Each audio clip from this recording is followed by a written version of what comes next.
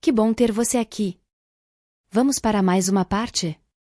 Não se esqueça de se inscrever para não perder nada do nosso canal Essas Palavras. Comente o que está gostando desse livro. Boa leitura! Parte 2, Autocomprometimento. Capítulo 4. Jejum de dopamina. Estou aqui porque meus pais me obrigaram, Delila disse naquela voz mal-humorada típica de qualquer adolescente. Tudo bem, e eu disse. Por que seus pais querem que você venha aqui? Eles acham que estou fumando maconha demais, mas meu problema é ansiedade. Fumo porque sou ansiosa, e, se você puder dar um jeito nisso, eu não precisaria mais da erva. Por um momento, fui tomada por uma tristeza avassaladora. Não por não saber o que recomendar, mas por temer que ela não seguisse o meu conselho. Tá, vamos começar por aí. Conte-me sobre a sua ansiedade. Ela dobrou as pernas longas e graciosas debaixo dela. Começou no final do ensino fundamental e tem piorado com os anos. Quando acordo de manhã, a primeira coisa que sinto é ansiedade. A única coisa que me tira da cama é minha Vax-Pen. Sua Vax-Pen? É, agora eu vaporizo. Eu costumava usar Blunts e Bons, sativa de dia, para dar energia, e indica antes de dormir, para relaxar. Mas agora parti para os concentrados, Vax, óleo, Buder, Chater, Cissor, Dasti, Kiso. Uso, principalmente uma caneta vaporizadora, mas às vezes uso um vaporizador Vulcano. Não gosto de comestíveis, mas uso-os nos intervalos, ou numa emergência, quando não dá para fumar. D significa dados. Ao pedir que ela contasse mais sobre sua Vax-Pen, convidei Delila a mergulhar nos mínimos detalhes do seu uso diário. Minha conversa com ela foi guiada por uma estrutura que desenvolvi ao longo dos anos para conversar com os pacientes sobre o problema do hiperconsumo compulsivo. Essa estrutura é facilmente lembrada pelo acrônimo dopamina, em inglês dopamine, que se aplica não apenas a drogas convencionais, como álcool e nicotina, mas também a qualquer substância, ou comportamento, de alta dopamina que ingerimos em demasia por muito tempo, ou simplesmente com o qual queríamos ter uma relação um pouco menos torturante. Embora tenha sido, a princípio, desenvolvida para minha prática profissional, também a apliquei em mim mesma e a meus próprios hábitos inadequados de consumo. O D significa dados. Começo reunindo os fatos simples de consumo. No caso de Delila, averiguei o que ela estava usando, quanto e com que frequência. Em se tratando de cannabis, a lista atordoante de produtos e de mecanismos de oferta descritos por Delila é comum para meus pacientes atuais. Muitos deles, quando me procuram, têm o equivalente a um doutorado em maconha. Em contraste com a década de 1960, quando o costume era usar apenas nos fins de semana de lazer, meus pacientes começam a fumar logo que acordam e se mantêm assim o dia todo, até voltar para a cama. Isso é preocupante em muitos níveis, ainda mais que o uso diário tem sido associado à dependência. Em meu próprio caso, comecei a desconfiar que estava oscilando para a zona de perigo, quando ler romances baratos começou a ocupar várias horas do dia, vários dias seguidos. O significa objetivos. O que fumar provoca em você? Perguntei a Delila. Ajuda em que sentido? É a única coisa que funciona para minha ansiedade, ela respondeu. Sem isso, eu seria inútil. Quero dizer, ainda mais inútil do que sou agora. Ao pedir a Delila que me contasse como a cannabis ajudava, eu validava que a droga vinha fazendo algo positivo, ou ela não a estaria usando. A letra significa objetivos de uso. Mesmo um comportamento aparentemente irracional provém de alguma lógica pessoal. As pessoas usam substâncias e comportamentos com alta dopamina por diversos motivos, para se divertir, se adaptar, aliviar o tédio, lidar com o medo, a raiva, a ansiedade, a insônia, a depressão, a desatenção, a dor, a fobia social, a lista não para.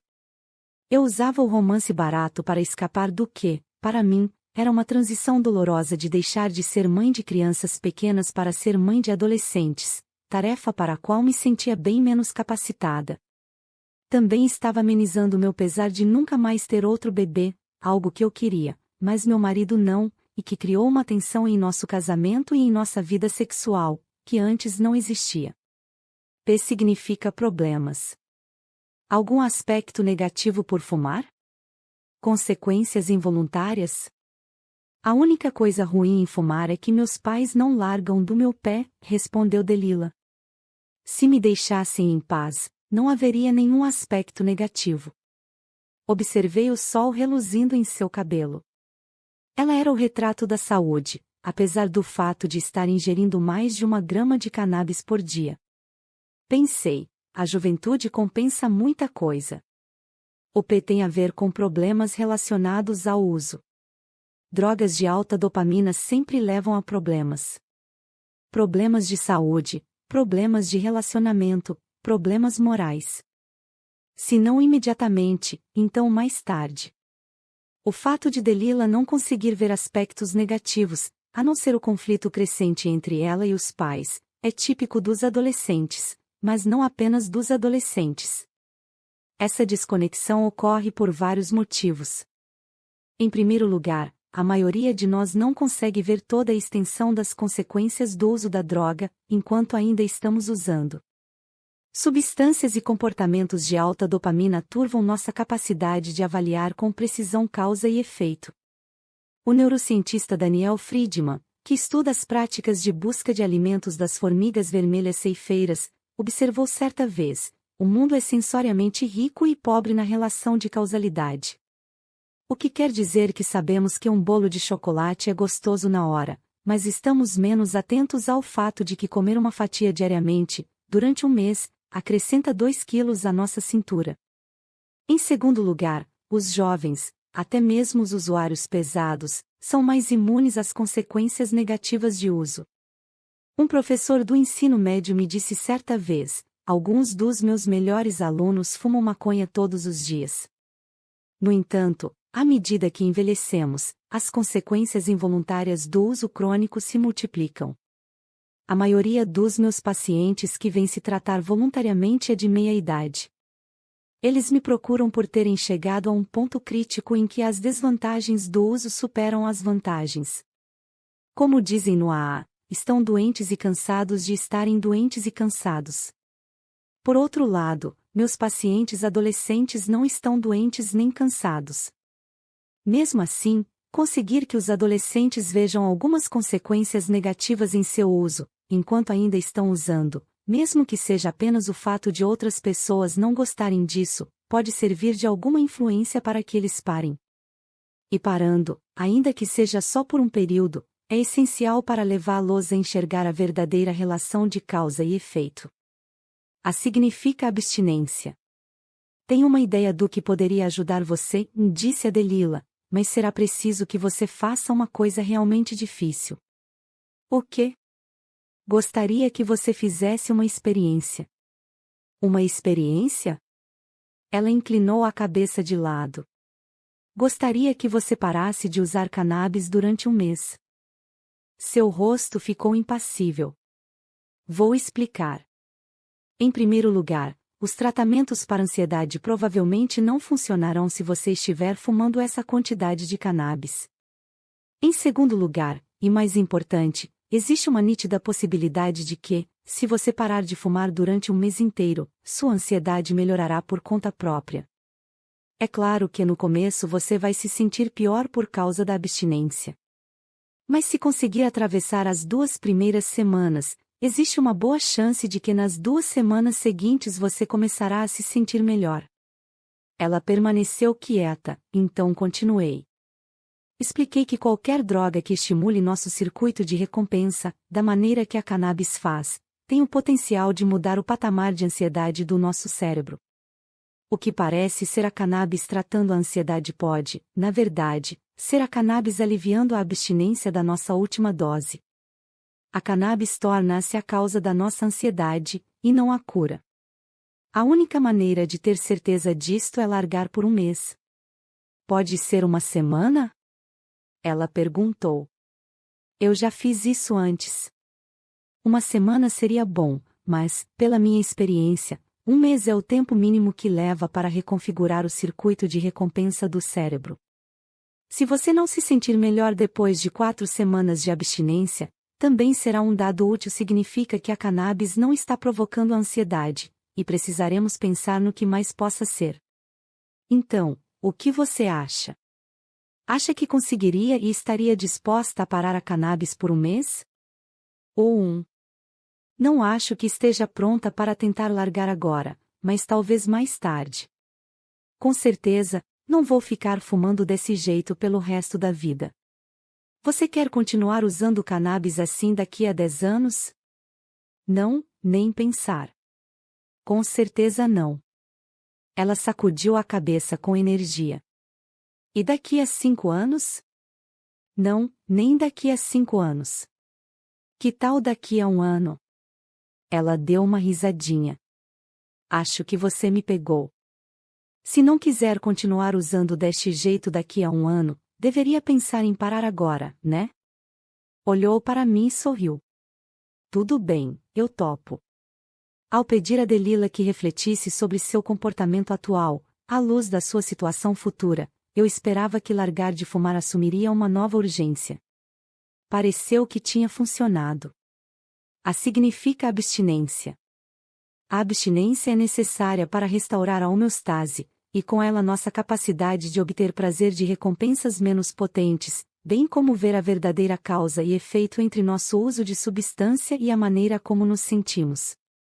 Colocando em termos da balança prazer-sofrimento, o jejum de dopamina permite-nos um tempo suficiente para que os gremlins se afastem da balança, e ela retorne à posição nivelada. A questão é, de quanto tempo as pessoas precisam se abster para experimentar os benefícios do cérebro por ter parado? Relembre o estudo de imagens da neurocientista Nora Volkow, em que a transmissão de dopamina continua abaixo do normal depois de 2 semanas sem as drogas. O estudo dela é consistente com minha experiência clínica de que 2 semanas de abstinência não bastam. Em geral, depois de 2 semanas os pacientes ainda estão vivenciando a supressão. Eles ainda estão num estado de déficit de dopamina. Por outro lado, 4 semanas são suficientes. Mark Sukuk e seus colegas estudaram um grupo de homens que bebiam álcool diariamente em grandes quantidades e correspondiam ao critério para depressão clínica, ou o que é chamado de transtorno depressivo maior. Sukuk, professor de psicologia experimental na Universidade Estadual de San Diego, é mais conhecido por demonstrar que os filhos biológicos de alcoólicos têm um risco genético maior de desenvolver um transtorno por uso de álcool, em comparação com aqueles sem essa carga genética. Tive o prazer de aprender com Mark, um professor talentoso, em uma série de conferências sobre dependência no início dos anos 2000. Os homens depressivos do estudo de Sukuk internaram-se no hospital por 4 semanas, durante as quais não receberam tratamento para depressão, a não ser parar com o álcool. Depois de um mês sem beber, 80% deles já não atendiam aos critérios para depressão clínica. Esta descoberta indica que, para a maioria, a depressão clínica resultava de uma bebedeira excessiva, e não de um transtorno depressivo concomitante. É claro que existem outras explicações para esses resultados: o meio terapêutico do ambiente hospitalar, uma remissão espontânea, a natureza episódica da depressão, que pode vir e ir independentemente de fatores externos. Mas as descobertas robustas são notáveis, considerando que os tratamentos padrão para a depressão, seja com medicamentos, seja com psicoterapia, têm um índice de resposta de 50%. É claro, já atendi pacientes que precisaram de menos de 4 semanas para reconfigurar seu circuito de recompensa, e outros que precisaram de muito mais tempo. Aqueles que usam drogas mais potentes em quantidades maiores por um prazo maior normalmente precisarão de mais tempo. Pessoas mais jovens se recalibram mais rápido do que as mais velhas, porque seu cérebro é mais plástico. Além disso, a abstinência física varia de droga para droga. Pode ser menor para algumas drogas, como videogames, mas potencialmente um risco de vida para outras, como álcool e benzodiazepínicos. O que nos traz para uma importante ressalva: Nunca sugira um jejum de dopamina para indivíduos que poderiam correr risco de sofrer abstinência potencialmente fatal caso largassem tudo de uma vez, como no caso da dependência severa de álcool, benzodiazepínicos, Xanax, Valium ou Klonopin e Rivotril, ou opioides e sua retirada. Para esses pacientes, é necessária uma redução gradual com monitoramento médico. Às vezes, os pacientes perguntam se podem trocar uma droga por outra, cannabis por nicotina, videogames por pornografia. Raramente, é uma estratégia efetiva a longo prazo. Qualquer recompensa que seja potente o suficiente para superar os gremlins e inclinar a balança na direção do prazer pode ser, por si mesma, adictiva, resultando, assim, em trocar uma dependência por outra, dependência cruzada. Qualquer recompensa que não seja potente não parecerá uma recompensa, motivo pelo qual, quando estamos consumindo recompensas de alta dopamina, perdemos a capacidade de extrair alegria de prazeres comuns. Uma minoria de pacientes, cerca de 20%, não se sente bem depois do jejum de dopamina. Este também é um dado importante, porque me diz que a droga não era o principal acionador do sintoma psiquiátrico, e que é provável que o paciente tenha um transtorno psiquiátrico concomitante, que exigirá um tratamento próprio. Mesmo quando o jejum de dopamina é benéfico, um transtorno psiquiátrico concomitante deveria ser tratado concomitantemente. Cuidar da dependência sem também abordar outros transtornos psiquiátricos normalmente leva a maus resultados para ambos os casos. Todavia, para avaliar a relação entre o uso de substância e os sintomas psiquiátricos, é preciso observar o paciente por um período razoável, sem as recompensas de alta dopamina. M significa mindfulness. Quero que você esteja preparada para se sentir pior antes de se sentir melhor, expliquei para Delila. Quero dizer com isso que, quando parar a cannabis pela primeira vez, sua ansiedade vai piorar. Mas lembre-se, não é a ansiedade com a qual você terá que conviver sem a maconha. É a ansiedade mediada pela retirada. Quanto mais tempo você ficar sem usar, mais rápido chegará ao ponto em que se sentirá melhor. Em geral, os pacientes relatam uma virada depois de 2 semanas. Tudo bem. O que devo fazer enquanto isso? Você tem algum comprimido que possa me dar? Não há nada que eu possa te dar para acabar com o sofrimento que também não provoque dependência. Como não queremos trocar uma dependência por outra, o que estou te pedindo é para tolerar a dor. Ela engoliu em seco. Eu sei. É puxado. Mas é também uma oportunidade. Uma chance para você se observar em separado dos seus pensamentos, das suas emoções e sensações, inclusive do sofrimento. Esta prática é, às vezes, chamada de mindfulness. M significa mindfulness, ou atenção plena. Mindfulness é um termo tão banalizado agora que perdeu um pouco do seu significado. Desenvolvido na tradição espiritual budista de meditação, foi adotado e adaptado pelo Ocidente como uma prática de bem-estar em muitas disciplinas diferentes. Penetrou tão profundamente na consciência ocidental que agora virou rotina ensinar essa técnica nas escolas de ensino infantil dos Estados Unidos. Mas o que é de fato mindfulness? Mindfulness é simplesmente a capacidade de observar o que nosso cérebro está fazendo, enquanto estiver fazendo, sem julgamento. E é mais difícil do que parece. O órgão que usamos para observar o cérebro é o próprio cérebro. Esquisito, não é? Quando olho para a Via Láctea, no céu noturno, fico sempre admirada com o mistério de ser parte de algo que parece tão distante e separado.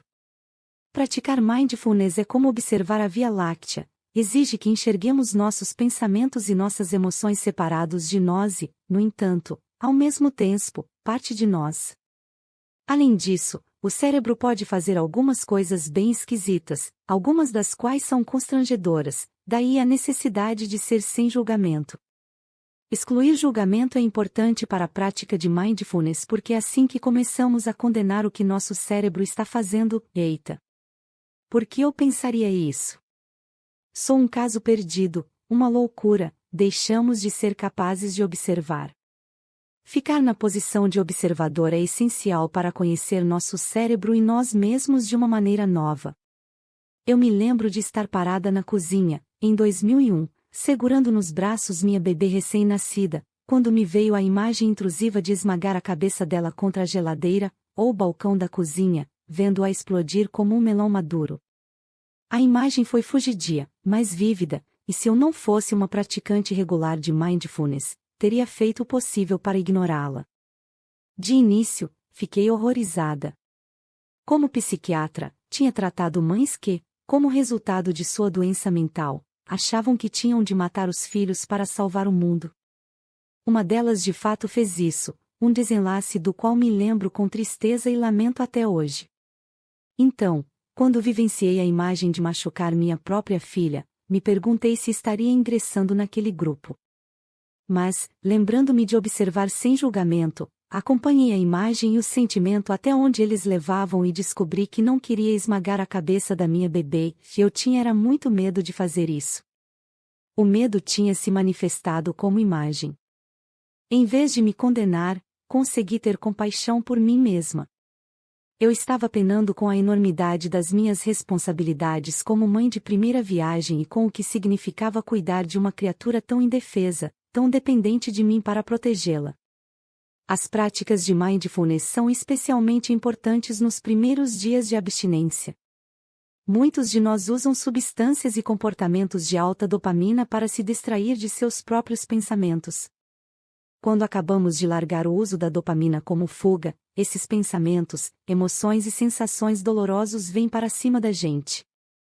O truque é parar de fugir das emoções dolorosas e, em vez disso, se permitir tolerá-las. Quando conseguimos fazer isto, nossa experiência assume uma textura nova, inesperadamente rica. A dor continua lá, mas de certo modo transformada, parece abarcar uma vasta paisagem de sofrimento comum, mais do que ser totalmente só nosso. Quando larguei meu hábito de leitura, fui tomada, nas primeiras semanas, por um terror existencial. Deitava-me no sofá à noite, hora em que recorreria a um livro ou algum outro método de distração, as mãos dobradas sobre o estômago, tentando relaxar, mas me sentindo cheia de medo. Fiquei chocada que uma mudança aparentemente tão pequena na minha rotina diária pudesse me encher de tanta ansiedade. Então, com o passar dos dias, e com a continuidade da prática, vivenciei um relaxamento gradual dos meus limites mentais, e uma expansão da minha consciência. Comecei a ver que não precisava me distrair continuamente do momento presente. Que poderia vivê-lo e tolerá-lo, e talvez até fazer mais.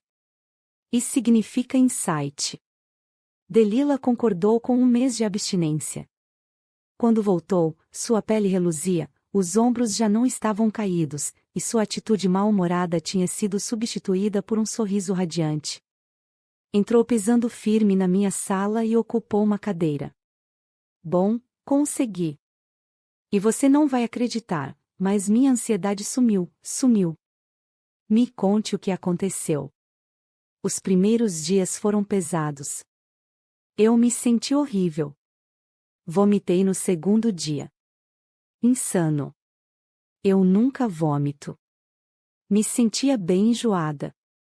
Foi aí que percebi que estava largando, e isso me motivou a continuar com a abstinência. Por que isso te motivou? Porque foi a primeira prova que tive de que eu era mesmo dependente. E aí, como foi depois disso? Como você se sente agora? Cara. Muito melhor. Uau! Menos ansiedade. Sem dúvida, essa palavra ansiedade nem vem na minha cabeça. Ela costumava governar o meu dia. Tô lúcida. Não preciso me preocupar com os meus pais sentindo o cheiro e ficando putos. Não fico mais ansiosa na escola. A paranoia, a desconfiança. Isso acabou. Passava muito tempo e dedicava muito esforço mental organizando minha próxima viagem, correndo para ficar chapada. É um baita alívio não ter mais que fazer isso. Estou economizando dinheiro. Descobri acontecimentos de que gosto mais quando estou sóbria, tipo os encontros de família. Estou te contando a verdade. Eu não via a erva como um problema. Não o via mesmo. Mas agora que deixei de fumar, percebo o quanto fumar causava ansiedade em vez de curar. Fumei durante 5 anos sem parar e não via o que estava fazendo comigo. Sinceramente, estou meio que chocada. Isso significa insight. Tenho visto repetidas vezes em tratamento clínico, e na minha própria vida, como o simples exercício de se abster da nossa droga de escolha por pelo menos 4 semanas dá um insight esclarecedor sobre nosso comportamento. Um insight que simplesmente não é possível enquanto continuamos usando. N significa novos passos. Quando meu encontro com Delila chegou ao fim, perguntei-lhe sobre os objetivos para o próximo mês. Então, o que você acha? Quer continuar a abstenção pelo próximo mês, ou quer voltar a usar? Ficar sóbria, respondeu Delila. Estou na minha melhor versão. Saboreei o momento. Mas ainda gosto mesmo de erva, e sinto falta da sensação criativa que ela me dava, e da fuga. Não quero parar de usar. Gostaria de voltar a usar, mas não como antes, ela explicou. N significa novos passos. É então que pergunto a meus pacientes o que eles querem fazer depois do seu mês de abstinência. A grande maioria deles, dos que conseguem se abster por um mês e vivenciam os benefícios da abstinência, mesmo assim quer voltar a usar sua droga. Mas querem usá-la de um jeito diferente do que usavam antes. O tema onipresente é que querem usar menos. Uma conversa constante no campo da medicina de dependência é se as pessoas que usaram droga de maneira adictiva podem se acostumar a um uso moderado e sem risco. Por décadas, o conhecimento dos alcoólicos anônimos ditava que a abstinência é a única opção para pessoas com dependência. Mas uma evidência emergente sugere que algumas pessoas que preencheram os critérios para dependência no passado, especialmente as com formas menos severas de dependência, podem voltar a usar sua droga de escolha de maneira controlada. Em minha experiência clínica, isso tem sido verdade. E significa experimento. A letra final de dopamina, em inglês, significa experimento. É o que ocorre quando os pacientes voltam para o mundo armados com um novo ponto de ajuste de dopamina, uma balança equilibrada de prazer-sofrimento, e um plano de como mantê-la equilibrada. Quer o objetivo seja continuar com a abstinência, quer seja a moderação, como no caso de Delila, planejamos juntos como consegui-lo. Através de um processo gradual de tentativa e erro, deduzimos o que funciona e o que não funciona. Eu seria negligente se não observasse que o objetivo da moderação, em especial para pessoas com dependência severa, pode ser um tiro pela culatra, contribuindo para uma intensificação precipitada de uso depois de um período de abstinência, às vezes citada como efeito de violação da abstinência. Após um período de 2 a 4 semanas de abstinência, ratos que demonstram uma propensão genética a se tornarem dependentes de álcool vão cair na bebedeira assim que tiverem acesso à bebida e continuarão a consumi-la pesadamente dali em diante, como se nunca tivessem passado pela abstinência. Um fenômeno semelhante tem sido observado em ratos fissurados em alimentos de altas calorias. O efeito é atenuado em ratos e camundongos menos predispostos geneticamente a consumo compulsivo. O que não fica claro nos estudos com animais é se esse fenômeno compulsivo pós-abstinência é limitado a drogas calóricas, como alimentos e álcool, e não percebido em drogas não calóricas, como cocaína, ou se o verdadeiro indutor é a predisposição genética dos próprios ratos. Mesmo quando a moderação é possível, muitos dos meus pacientes relatam que é exaustivo demais continuar e acabam optando pela abstinência por um longo tempo. Mas e os pacientes dependentes de comida? Ou de smartphones? Drogas que não podem ser totalmente largadas? A questão de como moderar está se tornando cada vez mais importante na vida de hoje, por causa da absoluta onipresença de bens de alta dopamina, tornando-nos todos mais vulneráveis a um hiperconsumo compulsivo, mesmo quando não correspondemos aos critérios clínicos para dependência. Além disso, como as drogas digitais, tais como os smartphones, passaram a se integrar a tantos aspectos da nossa vida, imaginar como moderar seu consumo, para nós mesmos e para nossos filhos, tem se tornado uma questão de urgência. Com essa finalidade, apresento nas próximas páginas uma classificação de estratégias de autocomprometimento. Mas, antes de falarmos sobre autocomprometimento, vamos rever os passos do jejum de dopamina, cuja principal finalidade é restaurar o equilíbrio, homeostase, e renovar nossa capacidade de experienciar prazer em muitas formas diferentes. Capítulo 5. Espaço, tempo e significado. No final de 2017, depois de um ano de abstinência de comportamentos sexuais compulsivos, Jacob teve uma recaída. Estava com 65 anos. O gatilho foi uma viagem ao leste europeu para visitar a família, complicada pelos atritos entre sua mulher atual e os filhos do primeiro casamento, problemas de dinheiro e quem ganha o quê, um velho refrão. Com 2 semanas de viagem, os filhos estavam bravos porque ele não havia lhes dado o dinheiro que tinham pedido. A esposa estava brava porque ele estava pensando em dar dinheiro a eles. Ele estava com medo de decepcionar um ou outro e por isso corria o risco de decepcionar a todos. Ele me mandou um e-mail do exterior para me contar que estava se esforçando. Ainda não tinha tido nenhuma recaída, mas estava por pouco. Dei algumas orientações por telefone e lhe disse para vir me ver assim que voltasse para casa. Ela entrou na sala uma semana depois de voltar, mas era tarde demais. Foi a TV no quarto do hotel que começou a me deixar novamente com desejo, ele me contou. Quero assistir o US Open. Deito ali zapeando os canais, me sentindo deprimido, pensando na minha família, na minha mulher, e que todo mundo está zangado comigo. Vejo mulher nua na TV. Até ver a TV, eu estar muito bem. Não ter impulsos. O maior erro é quando ligo a TV, começo a pensar em voltar a meus velhos hábitos e não consigo parar os pensamentos. Então, o que aconteceu? Na terça-feira, eu vou para casa. Não vou pro trabalho. Fico em casa assistindo YouTube. Vejo pintura corporal, pessoas pintando corpos nus uns dos outros. Acho que é um tipo de arte. Na quarta-feira, não consigo resistir mais. Saio e compro as peças para fazer de novo a minha máquina. Sua máquina de estimulação elétrica? É, ele disse, com tristeza, mal me encarando. O problema é quando você começa, você fica em êxtase por bastante tempo.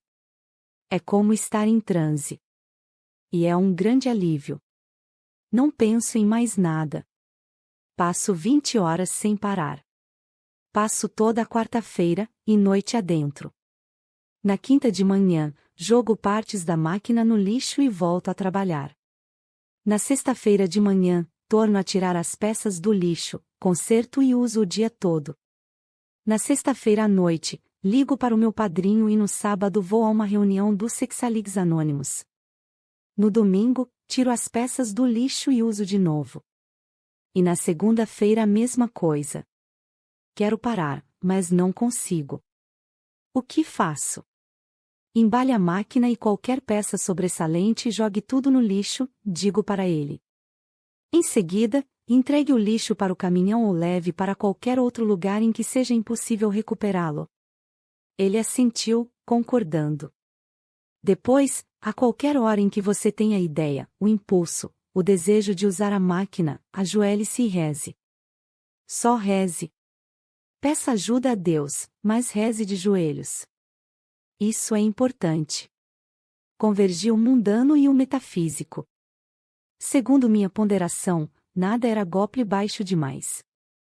Logicamente, dizer a ele para rezar era quebrar regras não escritas. Médicos não falam em Deus, mas acredito em acreditar, e meus instintos me diziam que isso ressoaria em Jacob, criado como católico. Dizer a ele para cair de joelhos era também uma maneira de inserir alguma fisicalidade na coisa, qualquer coisa que quebrasse a compulsão mental que o estava compelindo a usar. Ou, talvez, eu reconhecesse uma necessidade mais profunda de que ele tivesse que encenar sua submissão. Depois de rezar, levante-se e ligue para seu padrinho, continuei. Ele voltou a acenar a cabeça, concordando. Ah, e perdoe a você mesmo, Jacob. você não é um homem ruim. Você tem problemas, assim como todos nós. Autocomprometimento é o termo para descrever o ato de Jacob jogar fora sua máquina. É a maneira de criar, de forma intencional e espontânea, barreiras entre a gente e nossa droga de escolha, para mitigar o hiperconsumo compulsivo. O autocomprometimento não é, sobretudo, um ato de vontade, embora a ação pessoal tenha alguma participação. Pelo contrário, o autocomprometimento reconhece abertamente as limitações da vontade.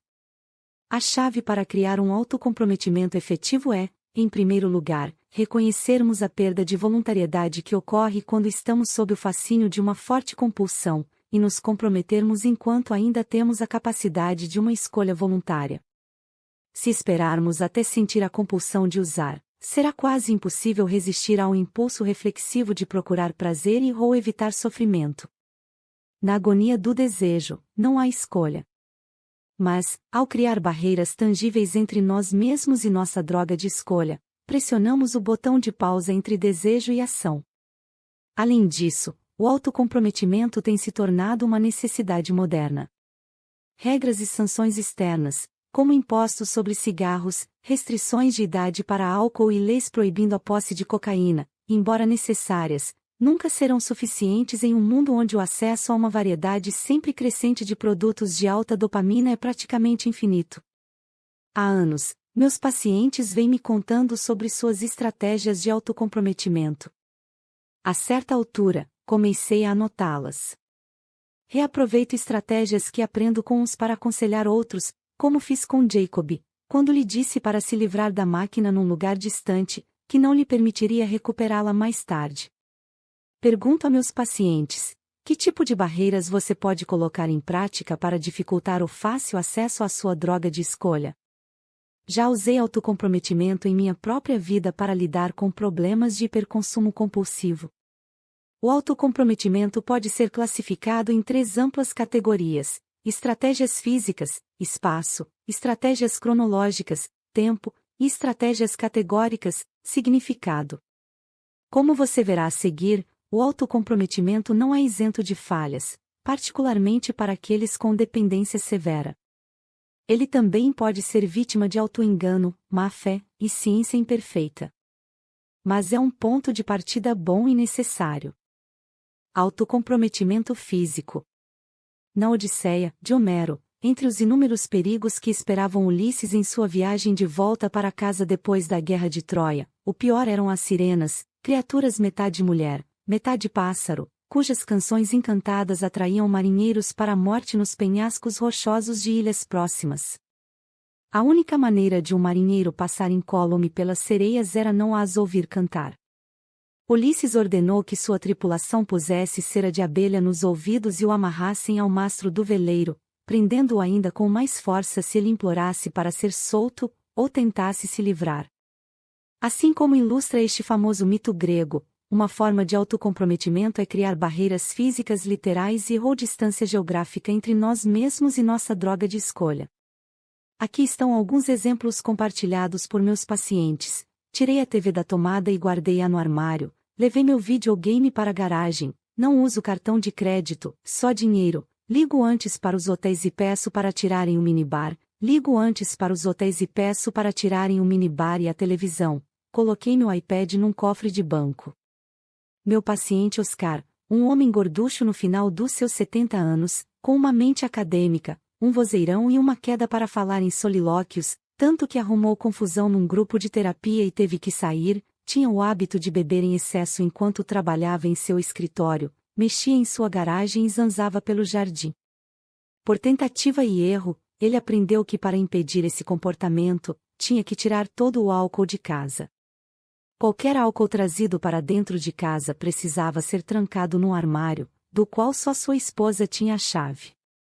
Usando este método, Oscar conseguiu se abster do álcool com sucesso durante anos. Mas aviso que o autocomprometimento não é uma garantia. Às vezes, a própria barreira passa a ser um convite a um desafio. Resolver o enigma de como conseguir nossa droga de escolha torna-se parte da atração.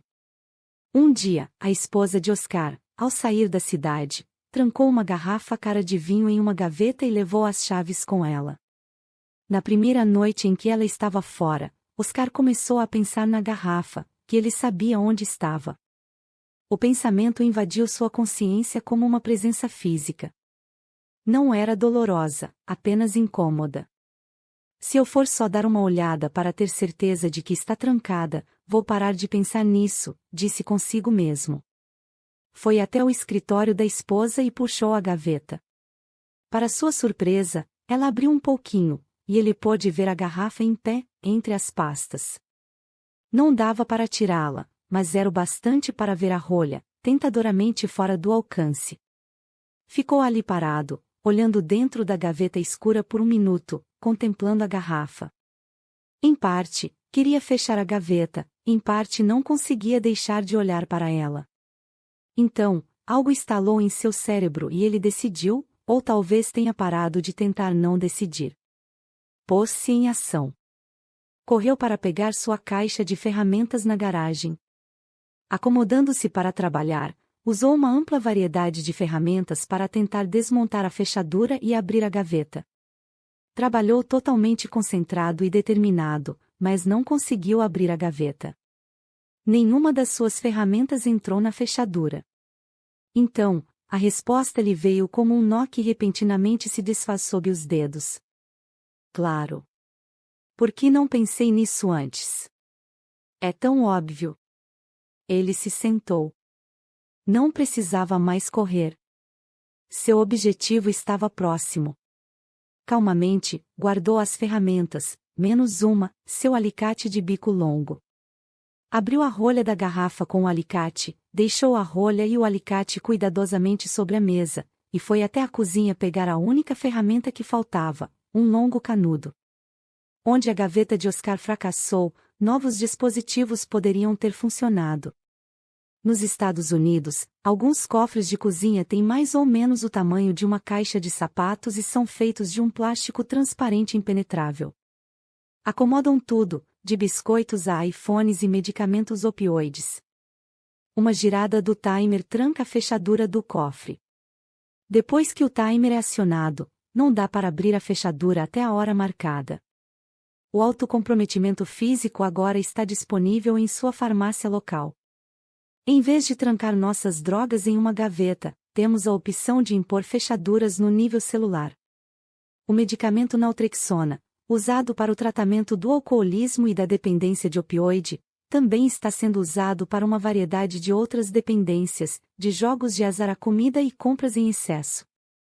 A naltrexona bloqueia o receptor opioide, o que, por sua vez, diminui os efeitos de reforço de diferentes tipos de comportamento compensatório. Tive pacientes que, com a naltrexona, relataram uma interrupção parcial ou completa do desejo por álcool. Para pacientes que vêm lutando há décadas com esse problema, a capacidade de não beber de jeito nenhum ou de beber com moderação como pessoas normais surge como uma revelação. Como a naltrexona bloqueia nosso sistema opioide endógeno, as pessoas se perguntaram, com razão, se poderia induzir a depressão. Não há evidência confiável a este respeito, mas ocasionalmente recebo pacientes que relatam uma diminuição do prazer com a naltrexona.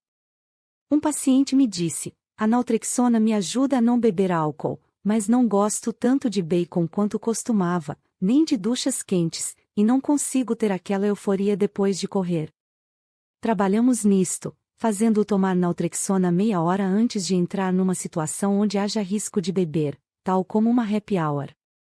Usar a naltrexona conforme a necessidade permitiu-lhe beber com moderação, e também voltar a gostar de bacon. Em meados de 2014, um dos meus alunos e eu fomos para a China entrevistar pessoas que buscavam tratamento para dependência de heroína no New Hospital, um hospital de tratamento voluntário para dependência, sem verba governamental, em Beijing. Conversamos com um homem de 38 anos, que descreveu que, antes de ir para o New Hospital para tratamento, tinha recebido a cirurgia para dependência. A cirurgia para dependência consistia na inserção de um implante de longo efeito de naltrexona, para bloquear os efeitos da heroína. Em 2007, ele contou: fui para a província de Wuhan para a cirurgia. Meus pais me obrigaram a ir e pagaram por ela. Não sei ao certo o que os cirurgiões fizeram, mas posso dizer que não funcionou. Depois da cirurgia, fiquei injetando heroína. Não conseguia mais ter a sensação, mas continuava injetando do mesmo jeito porque era o meu costume. Pelos 6 meses seguintes, eu me injetei todos os dias, sem sentir nada. Não pensei em parar porque ainda tinha dinheiro para comprá-la. Passados 6 meses, a sensação voltou. Então, cá estou, agora, esperando que eles tenham algo novo e melhor para mim. Esta história demonstra ser improvável que apenas a farmacoterapia, sem insight, compreensão e vontade de mudar o comportamento, funcione. Outro medicamento usado para tratar a dependência alcoólica é o disulfiram. Ele interrompe o metabolismo alcoólico, levando ao acúmulo de acetaldeído que, por sua vez, causa uma severa reação de vermelhidão, náusea, vômito, pressão sanguínea elevada e uma sensação geral de mal-estar.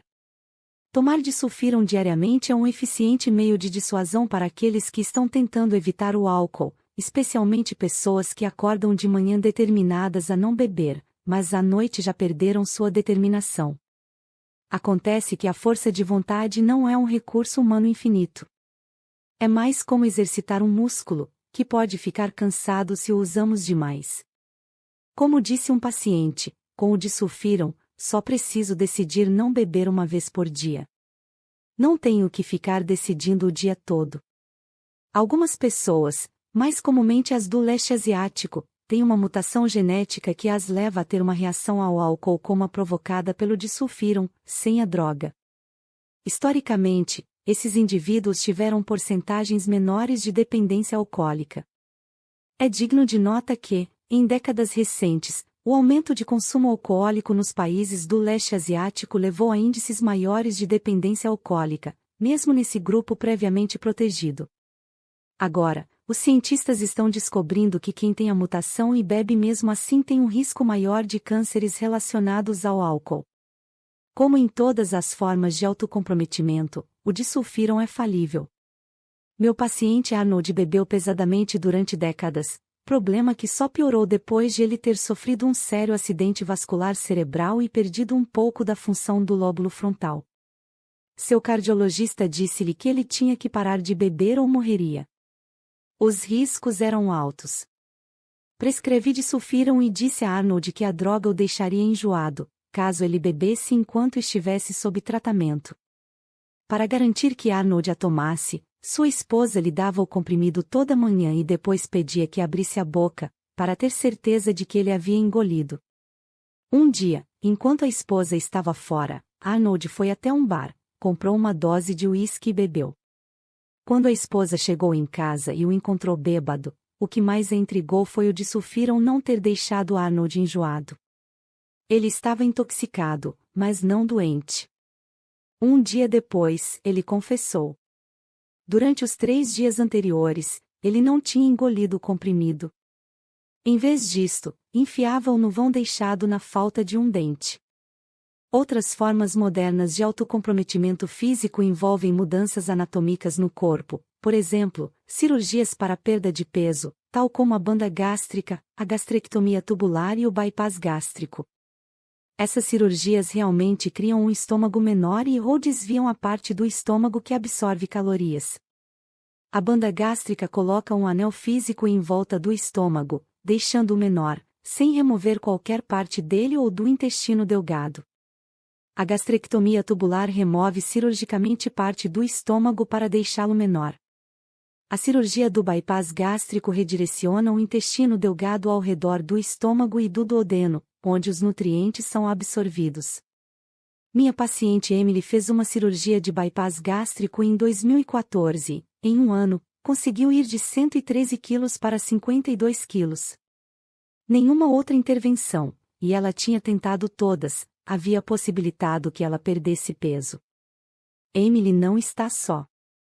As cirurgias para perda de peso têm se revelado uma intervenção efetiva para a obesidade, especialmente quando outros remédios fracassaram. Mas elas não são desprovidas de consequências imprevistas. Um em 4 destinatários de cirurgia de bypass gástrico desenvolve um novo problema com dependência alcoólica. Em seguida à cirurgia, Emily também ficou dependente de álcool. Os motivos são muitos. A maioria dos obesos tem uma dependência subjacente à comida, que não é tratada adequadamente apenas com cirurgia. Poucas pessoas que se submetem a essas cirurgias recebem as intervenções comportamentais e psicológicas necessárias para ajudá-las a mudar seus hábitos alimentares. Sendo assim, muitas delas voltam a comer de maneira não saudável, expandem seus estômagos agora menores e acabam com complicações médicas e a necessidade de repetidas cirurgias. Quando a comida deixa de ser uma opção, muitas mudam da comida para outra droga, como o álcool. Além do mais, a cirurgia altera a maneira como o álcool é metabolizado, aumentando a taxa de absorção. A ausência de um estômago de tamanho normal significa que o álcool é absorvido na corrente sanguínea quase instantaneamente, pulando o metabolismo de primeira passagem, que normalmente acontece no estômago. O resultado é que os pacientes ficam intoxicados mais rápido e permanecem intoxicados por mais tempo com menos álcool, como se recebessem a bebida direto na veia. Podemos e devemos celebrar uma intervenção médica que consiga melhorar a saúde de tantas pessoas, mas o fato de termos que recorrer à remoção e remodelação de órgãos internos para acomodar nossa quantidade de comida assinala uma reviravolta na história do consumo humano. De cofres que limitam nosso acesso a medicamentos que bloqueiam nossos receptores de opioides a cirurgias que encolhem nosso estômago, o autocomprometimento físico está por toda parte na vida moderna, ilustrando nossa crescente necessidade de brecar a dopamina. Quanto a mim, quando havia livros a um estalo de distância, estava propensa a me estender em fantasia por mais tempo do que queria, ou que fosse bom para mim. Livrei-me do meu Kindle e do fácil acesso a um fluxo constante de livros eróticos prontos para serem baixados. O resultado foi que ficou mais fácil moderar minha tendência em ceder à ficção açucarada. O simples ato de ter que ir até a biblioteca ou a uma livraria criou uma barreira útil entre mim e minha droga de escolha. Autocomprometimento cronológico. Outra forma de autocomprometimento é o uso de limites de tempo e metas. Ao restringir o consumo a certas horas do dia, da semana, do mês ou do ano, estreitamos nossa janela de consumo e assim limitamos nosso uso. Por exemplo, podemos dizer para nós mesmos que consumiremos apenas nas férias, nos fins de semana, nunca antes de quinta-feira, nunca antes das 5 da tarde, e assim por diante. Às vezes, em vez de tempo propriamente dito, comprometemo-nos com base em marcos ou realizações. Esperaremos até nosso aniversário, ou assim que completarmos uma tarefa, depois de conseguirmos nosso diploma, ou assim que formos promovidos. Quando o tempo se esgota, ou alcançamos uma meta autodesignada, a droga é nossa recompensa. Os neurocientistas S.H. Ahmed e George Kolb demonstraram que ratos com acesso ilimitado à cocaína durante 6 horas por dia gradualmente aumentam a pressão na alavanca ao longo do tempo, chegando à exaustão física e até à morte. Um aumento na autoadministração, sob condições ampliadas de acesso, 6 horas, também foi observado com metanfetamina, nicotina, heroína e álcool. No entanto, ratos com acesso à cocaína apenas 1 hora por dia usam quantidades regulares da droga por muitos dias consecutivos. Ou seja, eles não pressionam a alavanca para obter mais droga por unidade de tempo, a cada dia consecutivo. Este estudo sugere que, ao restringir o consumo de droga a uma janela estreita de tempo, podemos conseguir moderar nosso uso e evitar o consumo compulsivo e ascendente que advém com o acesso ilimitado. Monitorar quanto tempo passamos consumindo determinada coisa, por exemplo, cronometrar o uso do smartphone, é uma maneira de ficar atento e, assim, diminuir o consumo.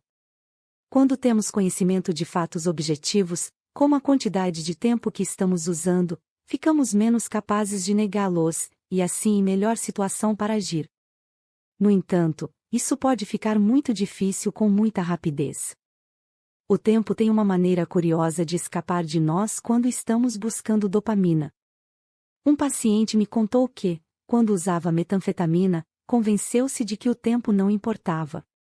Sentia-se como se pudesse costurá-lo de volta mais tarde, sem que ninguém percebesse que faltava um pedaço.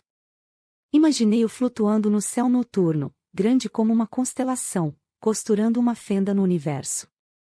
Os produtos de alta dopamina confundem nossa capacidade de adiar gratificação, fenômeno chamado desvalorização por atraso. A desvalorização pelo atraso refere-se ao fato de que o valor de uma recompensa diminui à medida que temos que esperar mais tempo por ela. A maioria de nós preferiria conseguir $20 agora daqui a um ano.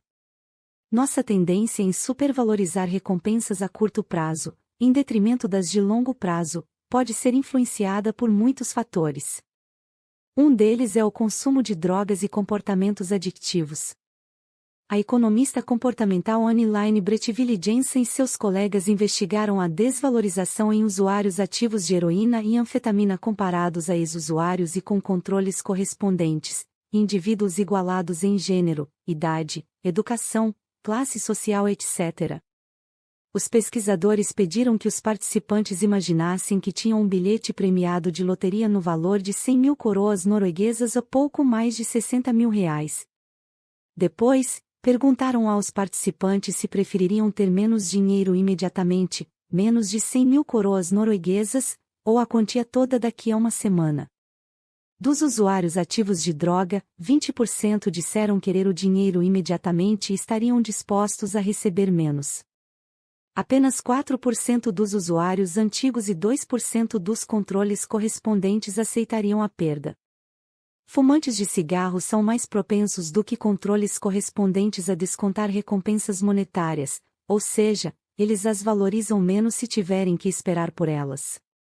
Quanto mais fumam, e quanto mais nicotina consomem, mais descontam recompensas futuras. Essas descobertas se confirmam tanto para um dinheiro hipotético, quanto para dinheiro real. O estudioso de dependentes Warren K. Bickel e seus colegas pediram a pessoas dependentes de opioides e controles saudáveis para completar uma história que começava com a frase: depois de acordar, Bill começou a pensar no seu futuro. Em geral, ele esperava. Os dependentes de opioides participantes do estudo referiram-se a um futuro que era, em média, de 9 dias.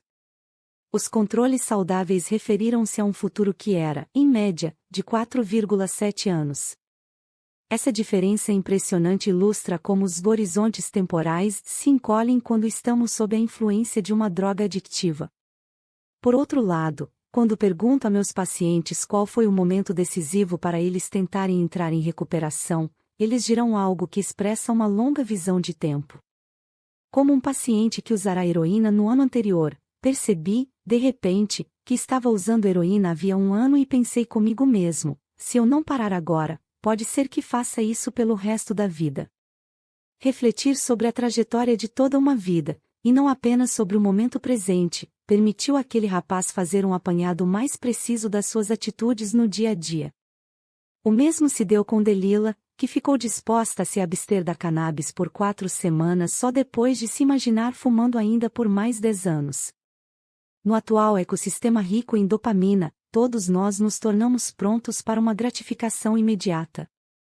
Queremos comprar alguma coisa, e no dia seguinte ela aparece à nossa porta. Queremos saber alguma coisa, e no segundo seguinte a resposta aparece na nossa tela. Estamos perdendo a habilidade de descobrir coisas, ficando frustrados enquanto buscamos a resposta ou temos que esperar pelas coisas que queremos? O neurocientista Samuel McClure e seus colegas examinaram quais partes do cérebro estão envolvidas em recompensas imediatas em comparação a recompensas adiadas. Descobriram que, quando os participantes escolhiam recompensas imediatas, partes do cérebro que processam emoção e recompensa se acendiam. Quando os participantes adiavam sua recompensa, o córtex pré-frontal, a parte do cérebro envolvida em planejamento e pensamento abstrato, tornava-se ativo. A implicação aqui é que agora estamos todos vulneráveis a uma atrofia cortical pré-frontal, uma vez que nosso circuito de recompensa se tornou o condutor dominante da nossa vida. A ingestão de produtos de alta dopamina não é a única variável a influenciar uma desvalorização por atraso. Por exemplo, quem cresce em ambiente pobre de recursos, e é informado sobre indícios de mortalidade, está mais propenso a valorizar recompensas imediatas a recompensas adiadas em comparação àqueles que são similarmente informados e crescem em ambientes ricos em recursos. Jovens brasileiros que vivem em favelas descontam recompensas futuras com mais frequência do que estudantes universitários da mesma idade. É de se estranhar que a pobreza seja um fator de risco para a dependência, especialmente em um mundo de fácil acesso à dopamina barata. Outra variável que contribui para o problema de hiperconsumo compulsivo é o aumento crescente de tempo de lazer de que dispomos hoje, e o consequente tédio. A mecanização da agricultura, da manufatura, dos trabalhos domésticos, e muitas outras tarefas que anteriormente consumiam tempo e mão de obra intensiva reduziram o número de horas diárias que as pessoas passam trabalhando, deixando mais tempo para o lazer. Um dia típico para um trabalhador médio nos Estados Unidos, pouco antes da Guerra Civil, de 1861 a 1865, seja na agricultura, seja na indústria, consistia em trabalhar de 10 a 12 horas diárias, 6 dias e meio por semana, 51 semanas por ano, com não mais de 2 horas diárias gastas em atividade de lazer. Alguns trabalhadores, frequentemente mulheres imigrantes, trabalhavam 13 horas por dia, 6 dias por semana. Outros trabalhavam em regime de escravidão. Em contraste, hoje, a quantidade de tempo de lazer nos Estados Unidos aumentou em 5,1 horas por semana entre 1965 e 2003, um adicional de 270 horas de lazer por ano. Estima-se que, em 2040, o número de horas de lazer num dia típico nos Estados Unidos será de 7,2 horas, com apenas 3,8 horas de trabalho diário. Os números para outros países de alta renda são semelhantes. O tempo de lazer nos Estados Unidos difere segundo a educação e a situação socioeconômica, mas não da maneira que você poderia pensar. Em 1965, nos Estados Unidos, tantos com menos formação quanto os mais educados desfrutavam praticamente a mesma quantidade de tempo de lazer. Atualmente, os adultos que vivem nos Estados Unidos sem diploma de segundo grau têm 42% mais tempo de lazer do que os adultos com diploma de bacharelado ou melhor formação, sendo que as maiores diferenças em tempo de lazer ocorrem nas horas dos dias da semana. Isto, em grande parte, se deve ao subemprego entre aqueles que não possuem diploma universitário. O consumo de dopamina não é apenas uma maneira de preencher as horas que não são gastas trabalhando. Ele também se tornou um motivo para as pessoas não participarem da força de trabalho. O economista Mark Aguiar e seus colegas escreveram um artigo apropriadamente intitulado Leisure, Luxuries, and the Labor Supply of Young Men Lazer, Luxos, e a oferta de trabalho dos homens jovens. Os homens mais jovens, entre 21 e 30 anos, demonstraram um declínio maior em horas de trabalho nos últimos 15 anos do que os homens e mulheres mais velhos. Desde 2004, os dados de consumo do tempo mostram que os homens mais jovens claramente mudaram seu lazer para jogar videogames e outras atividades recreativas em computador. O escritor Eric J. Kianelli referiu-se brevemente à sua própria história de dependência da seguinte maneira. Anos atrás, no que agora parece uma outra vida, um amigo me disse, toda a sua existência pode ser reduzida a um ciclo de 3 partes. Primeira, se fuder. Segunda, fuder. Terceira, controlar os danos. Não nos conhecíamos havia muito tempo, provavelmente no máximo 2 meses e, no entanto, ele já tinha testemunhado o suficiente dos meus costumeiros apagões de bebedeira, só uma das mais óbvias manifestações do rodamuinho de autoperpetuação da dependência, para entender como eu era. Com um sorriso enviesado, ele passou a elaborar hipóteses mais gerais, e desconfio que apenas numa semi-brincadeira, de que os dependentes são solucionadores de problemas entediados ou frustrados, que instintivamente inventam situações como o Dini, das quais precisam se desembaraçar, quando não acontece de aparecer algum outro desafio. A droga passa a ser a recompensa quando eles têm êxito, e o prêmio de consolação quando fracassam. Quando conheci Muhammad, ele era um jorro de palavras. Sua língua mal conseguia acompanhar o cérebro, que fervilhava de ideias. Acho possível que eu tenha um pequeno problema de dependência, ele disse. Gostei dele na mesma hora. Num inglês impecável, com um leve sotaque do Oriente Médio, ele me contou sua história. Em 2007, veio do Oriente Médio para os Estados Unidos, para cursar matemática e engenharia. Em seu país, o consumo de qualquer tipo de droga era passível de uma punição dura. Quando chegou aos Estados Unidos, foi libertador poder consumir drogas por prazer, sem medo. No começo, restringiu o consumo de drogas e álcool aos fins de semana, mas no prazo de um ano fumava cannabis diariamente, e o resultado foi constatar que suas notas e suas amizades sofreram com isso. Disse consigo mesmo: não vou voltar a fumar até terminar minha graduação, ser aceito no mestrado e conseguir uma bolsa para o doutorado. Fiel à sua promessa, ele não voltou a fumar até completar um programa de mestrado em engenharia mecânica em Stanford e conseguir financiamento para o doutorado. Quando voltou a fumar, jurou que se limitaria apenas aos fins de semana. Depois de um ano no doutorado, fumava diariamente, mas, no final do segundo ano, estabeleceu novas regras para si mesmo: 10 miligramas de maconha enquanto estiver trabalhando, 30 miligramas de maconha quando não estiver trabalhando e 300 miligramas de maconha apenas em ocasiões especiais, para ficar realmente doidão. Muhammad não passou no exame de qualificação, o ponto alto dos seus estudos de doutorado. Tentou uma segunda vez e tornou a fracassar. Estava prestes a ser eliminado do programa, mas conseguiu convencer seus professores a lhe darem uma última chance. Em meados de 2015, Muhammad comprometeu-se a se abster até passar no exame de qualificação, por mais tempo que isso levasse. No ano seguinte, ele largou a cannabis e trabalhou mais do que nunca.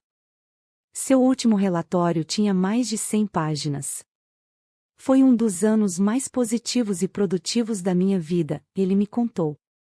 Naquele ano, ele passou nos exames de qualificação, e, na noite após o exame, um amigo trouxe cannabis para ajudá-lo a comemorar. De início, Muhammad recusou, mas o amigo disse: não tem como alguém inteligente como você ser adito. Só desta vez, Muhammad disse consigo mesmo, e depois não mais até a formatura. Na segunda-feira, o não mais até a formatura tornou-se nada de maconha nos dias de aula, que se tornou nada de maconha nos dias em que tenho aulas puxadas, que se tornou nada de maconha nos dias de exame, que se tornou nada de maconha antes das 9 da manhã. Muhammad era inteligente. Então, por que não conseguia entender que, toda vez que fumasse, não conseguiria ser fiel aos limites de tempo autoimpostos? Porque uma vez que ele começou a usar cannabis, não estava governado pela razão, estava governado pela balança prazer-sofrimento. Até um baseado criava um estado de necessidade não facilmente influenciado pela lógica. Sob a influência da droga, ele já não podia avaliar com objetividade as recompensas imediatas de fumar face às suas contrapartidas a longo prazo. Seu mundo era regido pela desvalorização por atraso. No caso de Muhammad, o autocomprometimento cronológico foi até certo ponto, e a moderação da cannabis foi sempre uma opção improvável. Ele teria que encontrar outra maneira, o que acabou acontecendo. Autocomprometimento categórico. Jacob veio me ver novamente uma semana depois de sua recaída. Não tinha feito uso durante toda a semana. Colocou seu aparelho numa lata de lixo que sabia que seria levada no mesmo dia. Também pôs de lado seu laptop e seu tablet. Foi à igreja pela primeira vez em anos e rezou por sua família. Não pensar em mim mesmo e nos meus problemas foi uma boa mudança. Também parei de sentir vergonha. Minha história é triste, mas posso fazer alguma coisa a respeito. Ele fez uma pausa. Mas não estou me sentindo bem. Vejo você às segundas-feiras, e às sextas penso em me matar, mas sei que não vou fazer isto. É o revés do uso, expliquei. Deixe seus sentimentos cobrirem você como uma onda. Tenha paciência e com o tempo você se sentirá melhor. Nas semanas e meses seguintes, Jacob conseguiu manter a abstinência limitando não apenas o acesso à pornografia, aos chats e às unidades TENS, mas também a qualquer forma de luxúria. Parou de ver televisão, cinema, YouTube, competições femininas de vôlei, quase tudo que lhe oferecesse uma imagem sexualmente provocante. Pulava certos tipos de reportagem, por exemplo, matérias sobre Stormy Daniels, a stripper que supostamente teve um caso com Donald Trump. Vestia short antes de se barbear em frente ao espelho, de manhã. Ver sua própria nudez era, por si só, um gatilho. Brinquei com meu próprio corpo por um bom tempo. Não posso mais fazer isto, ele disse. Preciso evitar qualquer coisa que poderia entreter minha mente dependente. O autocomprometimento categórico limita o consumo classificando a dopamina em diferentes categorias, aqueles subtipos que nos permitimos consumir, e aqueles que não. Este método nos ajuda a evitar não apenas nossa droga de escolha, mas também o gatilho que leva ao desejo por nossa droga. Esta estratégia é especialmente útil para substâncias que não podemos eliminar completamente, mas que estamos tentando consumir de maneira mais saudável, como comida, sexo e smartphones. Meu paciente Mitch era dependente de apostas em esportes. Aos 40 anos, tinha perdido $1 milhão jogando. Participar dos jogadores anônimos foi uma parte importante em sua recuperação. Através do envolvimento com o grupo, ele aprendeu que não precisava evitar só as apostas em esportes, também tinha que se abster de assistir a esportes na TV, ler páginas de esportes no jornal, surfar sites relacionados a esportes na internet e escutar transmissões esportivas pelo rádio. Ele telefonou para todos os cassinos da região e se fez colocar na lista de não admitidos. Ao evitar substâncias e comportamentos além da droga de sua escolha, Mitch conseguiu usar um comprometimento categórico para mitigar o risco de recair nas apostas em esportes. Existe algo de trágico e comovente em ter que banir a si próprio. Quanto a Jacob, esconder o corpo nu, o dele e o dos outros, foi uma parte importante em sua recuperação. Esconder o corpo como uma maneira de minimizar o risco de se envolver em relação sexual proibida tem sido há muito tempo parte de muitas tradições culturais, perdurando até hoje. O Alcorão diz da modéstia feminina, e diga às mulheres crentes que abaixem seus olhares e guardem suas partes privadas e não exponham seus adornos, e que envolvam seus peitos com uma porção de seus lenços de cabeça, e não exponham seus adornos. A Igreja de Jesus Cristo dos Santos dos Últimos Dias emitiu declarações oficiais sobre vestimenta modesta para seus membros, tais como desencorajar shorts e saias curtas, camisetas que não cubram a barriga, e roupas que não cubram os ombros ou sejam decotadas na frente ou atrás. O autocomprometimento categórico falha quando incluímos, inadvertidamente, um gatilho em nossa lista de atividades aceitáveis. Podemos corrigir erros deste tipo passando um pente fino mental, baseado em experiência. Mas e quando a própria categoria muda? A já gasta tradição de fazer dieta vegetariana, vegana, crudívora, sem glúten, Atkins, cetogência, paleolítica, é um exemplo de autocomprometimento categórico. Vamos atrás dessas dietas por motivos variados, médico, ético, religioso. Mas seja qual for a razão, o efeito prático é diminuir o acesso a grandes categorias de alimentos, o que, por sua vez, limita o consumo. Mas as dietas como forma de autocomprometimento categórico ficam ameaçadas quando a categoria muda com o tempo, resultante de forças mercadológicas. Mais de 15% de casas nos Estados Unidos usam produtos sem glúten. Algumas pessoas não consomem glúten por terem doença celíaca, uma condição autoimune em que a ingestão de glúten prejudica o intestino delgado. Mas um número crescente de pessoas não consome glúten porque ajuda a limitar o consumo de carboidratos altamente calóricos e com baixo poder nutritivo. O problema?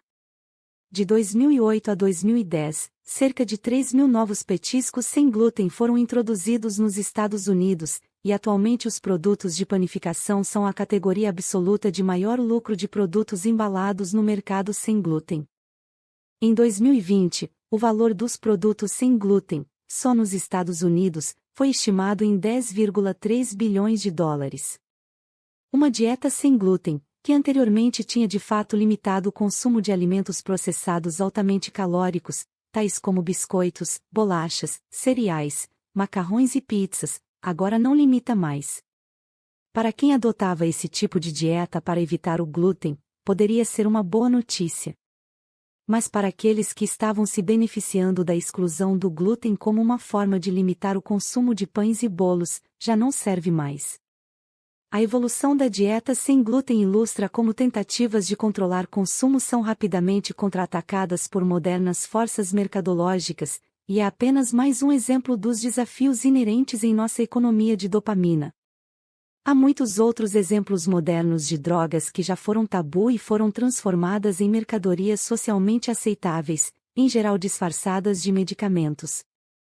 Os cigarros transformaram-se em cigarros eletrônicos e bolsas de nicotina ZYN. A heroína passou a ser oxicodona, a maconha tornou-se medicinal. Mal tínhamos nos comprometido com a abstinência e nossa velha droga reaparece, lindamente embalada como um novo produto, a preço acessível, dizendo: "Ei, sem problemas. Agora faço bem para você." Divinizar o demonizado é outra forma de autocomprometimento categórico.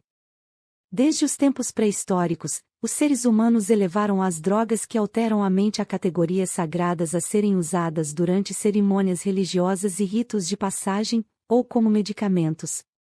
Nesse contexto, apenas aos padres, xamãs ou outros iniciados que receberam formação especial, ou foram investidos de autoridade especial, é permitida a administração dessas drogas.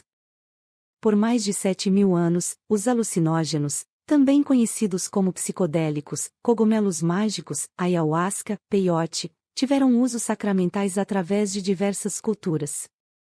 No entanto, quando os alucinógenos se tornaram populares e amplamente disponíveis como drogas recreativas, no movimento da contracultura na década de 1960, os danos multiplicaram-se, levando a considerarem o LSD ilegal na maioria dos países.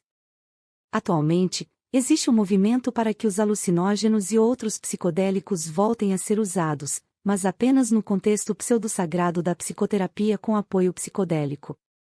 Agora, psiquiatras e psicólogos especialmente treinados estão administrando alucinógenos e outros agentes psicotrópicos potentes, psilocibina, cetamina, êxtase, como remédios para a saúde mental. Administrar doses limitadas, de 1 a 3, de psicodélicos, intercaladas com sessões múltiplas de terapia conversacional por muitas semanas, tem se tornado o equivalente moderno do xamanismo. A esperança é que, limitando o acesso a essas drogas, e transformando os psiquiatras em guardiões, as propriedades místicas desses produtos químicos, uma sensação de unicidade, transcendência de tempo, clima positivo e reverência, possam ser alavancadas sem levar ao uso indevido, ao abuso e à dependência. Algumas pessoas não precisam de xamãs, nem de psiquiatras para impregnar a droga de escolha com o sagrado. No agora famoso experimento do marshmallow de Stanford, pelo menos uma criança no experimento manejou o sagrado totalmente sozinha. O experimento do marshmallow foi uma série de estudos conduzidos no final de década de 1960, na Universidade de Stanford, pelo psicólogo Walter Mischel, para analisar a recompensa adiada. Nesses estudos, eram oferecidas a crianças entre 3 e 6 anos uma escolha entre uma pequena recompensa entregue imediatamente, um marshmallow, ou 2 pequenas recompensas, 2 marshmallows, se a criança pudesse esperar por 15 minutos, sem comer o primeiro marshmallow. Durante esse tempo, o pesquisador deixava a sala, e depois voltava. O marshmallow era colocado em um prato sobre a mesa, numa sala sem nenhuma outra distração, nenhum brinquedo, nenhuma outra criança. O propósito do estudo era determinar em que momento a gratificação adiada se desenvolve nas crianças. Estudos subsequentes analisaram que tipos de consequências na vida real são associados à capacidade, ou falta dela, de adiar gratificação. Os pesquisadores descobriram que, de cerca de 100 crianças, 1/3 esperou o suficiente para conseguir o segundo marshmallow. A idade foi um determinante importante. Quanto mais velha a criança, mais capacitada a adiar. Em estudos complementares, crianças que conseguiram esperar pelo segundo marshmallow tenderam a ter melhores notas nos testes de aptidão escolar, melhor capacidade educacional e em geral foram adolescentes mais bem ajustados social e cognitivamente. Um detalhe menos conhecido do experimento é o que as crianças faziam durante os 15 minutos de esforço para não comer o primeiro marshmallow. As observações dos pesquisadores revelaram uma concretização literal de autocomprometimento. As crianças cobrem os olhos com as mãos, ou viram de costas para não ver o prato, começam a chutar a mesa, puxam suas Marias Chiquinhas, ou afagam o marshmallow como se ele fosse um animalzinho de pelúcia. Cobrir os olhos e virar de costas lembra autocomprometimento físico. Puxar as Marias Chiquinhas sugere o uso da dor física como distração, algo sobre o qual me estenderei adiante. Mas, afagar o marshmallow? Essa criança, em vez de virar as costas para o objeto desejado, fez dele uma mascote, precioso demais para comer ou, no mínimo, para comer impulsivamente. Minha paciente Jasmine veio me pedir ajuda para o consumo excessivo de álcool, ela ingeria até 10 cervejas todos os dias. Como parte do tratamento, aconselhei-a a remover todo o álcool de casa, uma estratégia de autocomprometimento. Em grande parte, ela seguiu meu conselho, com uma deturpação. Retirou todo o álcool, menos uma cerveja, que deixou na geladeira. Chamou-a de sua cerveja totêmica, a qual olhava como o símbolo de sua escolha de não beber, uma representação da sua vontade e autonomia. Disse consigo mesma que só precisava se concentrar em não beber aquela cerveja específica, mais do que na tarefa mais assustadora de não beber nenhuma cerveja da vasta quantidade disponível no mundo. Esse passe de mágica metacognitivo, transformando um objeto de tentação num símbolo de controle, ajudou Jasmine a se abster. 6 meses depois de sua segunda tentativa de recuperação, encontrei Jacob na sala de espera. Fazia muito tempo que não o via. Assim que pus os olhos nele, soube que estava se saindo bem, pela maneira como suas roupas assentavam, a maneira como envolviam seu corpo. Mas não foram apenas as roupas. Sua pele também assentava nele, da maneira que acontece quando uma pessoa se sente conectada consigo mesma e com o mundo. Não que você vá achar isso em algum manual psiquiátrico. É só uma coisa que notei depois de anos atendendo pacientes. Quando as pessoas melhoram, tudo tem uma coesão e um acerto. Naquele dia, Jacob tinha uma exatidão nele. Minha mulher voltou para mim, e ele disse, assim que entramos na minha sala. Ainda estamos vivendo separados, mas fui a Seattle e passamos 2 dias maravilhosos. Vamos passar o Natal juntos. Fico feliz, Jacob. Estou livre da minha obsessão. Não estou compelido a me comportar de certa maneira. Estou livre para voltar a tomar decisões sobre o que vou fazer. Já faz quase 6 meses que tive a minha recaída. Se apenas continuar fazendo o que estou fazendo, acho que vou ficar bem. Mais do que bem. Ele olhou para mim e sorriu. Sorri de volta. A jornada extraordinária que Jacob percorreu para evitar qualquer coisa possível de incitar o desejo sexual parece francamente medieval para nossa sensibilidade moderna, a um passo de uma camisa de força. No entanto, longe de se sentir limitado por seu novo modo de vida, ele se sentiu liberado. Livre das garras do hiperconsumo compulsivo, viu-se novamente apto a interagir com outras pessoas e com o mundo com alegria, curiosidade e espontaneidade. Sentiu certa dignidade. Como Immanuel Kant escreveu em A Metafísica dos Costumes, quando percebemos que somos capazes desta legislação interior, o homem, natural, se sente compelido a reverenciar o homem moral em sua própria pessoa.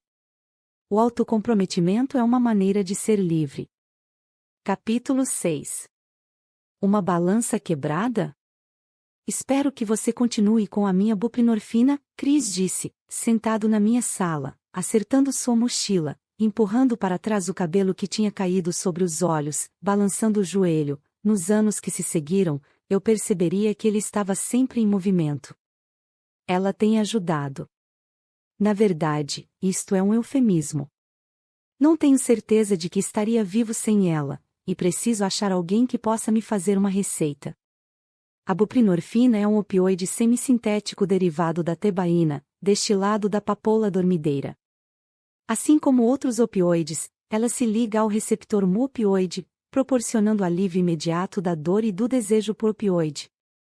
Em termos bem simples, ela funciona devolvendo a balança prazer-sofrimento a uma posição nivelada, de modo que alguém como Chris possa parar de combater o desejo e retomar sua vida. Existe uma comprovação sólida de que a buprenorfina diminui o uso ilícito de opioide, reduz o risco de overdose e melhora a qualidade de vida. Mas não existe comentário sobre o fato de que a buprenorfina é um opioide que pode ser mal usado, desviado e vendido na rua. Para quem não é dependente de opioides mais fortes, ela pode criar um surto eufórico. Pessoas que tomam buprenorfina sentem abstinência de opioide e desejo quando param ou diminuem a dosagem. Na verdade, alguns pacientes me contam que a retirada da buprenorfina é muito pior do que as que eles vivenciaram com heroína ou oxicodona. Porque você não me conta a sua história, propus a Chris, e então eu te digo o que acho. Chris chegou em Stanford em 2003. Foi seu padrasto quem o trouxe, desde o Arkansas, em um velho Chevy Suburban emprestado. O SUV, lotado de pertences de Chris, destacava-se entre os BMWs e os Lexus reluzentes e novos que lotavam a entrada do alojamento de estudantes. Chris não perdeu tempo. Organizou seu quarto com uma precisão meticulosa, começando com sua coleção de CDs, que arrumou em ordem alfabética. Analisou o catálogo do curso e optou por escrita criativa, filosofia grega e mito e modernidade na cultura germânica. Sonhava em se tornar compositor, diretor de cinema, escritor. Seus planos, como os de seus colegas, eram grandiosos. Aquele seria seu nobre começo em Stanford. Uma vez que as aulas começaram, Chris saiu-se bem em tudo o que era esperado. Estudava muito. Tinha notas excelentes. Mas em outro nível, ele não prosperava, frequentava as aulas sozinho, estudava em seu quarto ou na biblioteca sozinho, tocava piano na sala comum do seu dormitório sozinho. Aquela palavra favorita murmurada no campus, comunidade, esquivava-se dele. A maioria de nós, revendo nossos primeiros dias na faculdade, vai se lembrar do esforço para encontrar a nossa gente. Chris penou mais. Até hoje é difícil dizer porquê. É um rapaz bonito, atencioso, afável, louco para agradar. Talvez tivesse algo a ver com ser aquele pobre moleque do Arkansas. Sua existência solitária continuou no segundo ano, até encontrar uma garota no seu trabalho de meio período no campus. Suas feições esculpidas, o cabelo castanho e macio, e a constituição musculosa e rija sempre atraíram atenção. Ele e a menina, uma colega no curso de graduação, se beijaram, e Chris apaixonou-se na hora. Quando ela contou que tinha um namorado, ele decidiu que aquilo não importava. Queria estar com ela e a procurava insistentemente, sem desistir. Ela o acusou de assédio e o denunciou ao chefe dos dois. Como consequência, ele perdeu o emprego e foi repreendido pela administração da faculdade. Sem trabalho e sem namorada, decidiu que só havia uma solução: se matar. Chris escreveu um e-mail de despedida para a mãe: Mãe, usei roupa de baixo limpa. Pediu uma faca emprestada, pegou seu toca-CD e um CD escolhido com cuidado, e foi para o Parque Wrigley Field. Anoitecia, e seu plano era engolir um vidro de comprimidos, cortar os pulsos e sincronizar sua morte com o pôr do sol. A música era importante para Chris, e ele escolheu com cuidado a de despedida, PDA, do Interpol, uma banda indie post-punk revival. É uma música rítmica e pulsante. A letra é difícil de entender. A última estrofe diz: Sleep tonight, sleep tonight, sleep tonight, sleep tonight. Something to say, something to do, nothing to say, there's nothing to do. Chris esperou até o finalzinho da música, e então puxou a lâmina afiada da faca sobre cada pulso. Tentar se matar cortando os pulsos num espaço aberto acabou não sendo uma estratégia muito eficiente. Meia hora depois, o sangue dos seus pulsos tinha congelado, e ele estava sentado no escuro, vendo as pessoas passarem. Voltou para seu quarto, obrigou-se a vomitar os comprimidos e chamou a emergência. Os paramédicos vieram e levaram-no ao Stanford Hospital, onde ele foi internado na ala psiquiátrica. O primeiro a visitá-lo foi seu padrasto. Sua mãe também planejava ir, mas não conseguiu entrar no avião. Tinha um medo antigo de voar.